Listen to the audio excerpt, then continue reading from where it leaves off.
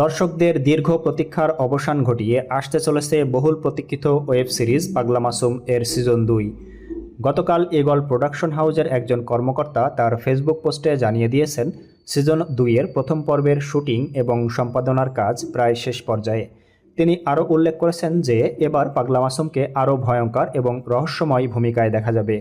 Season 2-এ পাগলা মাসুমের দুই বোন হীরা এবং মুক্তার স্বপ্ন বাস্তবে পরিণত হয়েছে। একজন জজ হয়েছে এবং আরেকজন উকিল। কিন্তু তারা কি তাদের ভাইয়ের অপরাধমূলক কাজের প্রতিবাদ করবে, নাকি গল্প নতুন মোড় নেবে? এমন চমকপ্রদ ঘটনায় ভরপুর হতে চলেছে পাগলা মাসুমের সিজন 2। ইগল প্রোডাকশনের পরিকল্পনা অনুযায়ী কাজগুলো সব ঠিকঠাক চললে আগামী 3 বা 4 ফেব্রুয়ারি তাদের official YouTube channel eagle web সিরিজে সিজন 2 মুক্তি পেতে পারে। আপনাদের প্রতি ছোট্ট একটি অনুরোধ, যারা নতুন দর্শক আছেন তারা ভিডিওটিতে লাইক করে এবং চ্যানেলটিকে সাবস্ক্রাইব করে আমাদের সঙ্গেই থাকুন। আজকের ভিডিও এখানেই শেষ করছি। ধৈর্য ধরে ভিডিওটি দেখার জন্য ধন্যবাদ।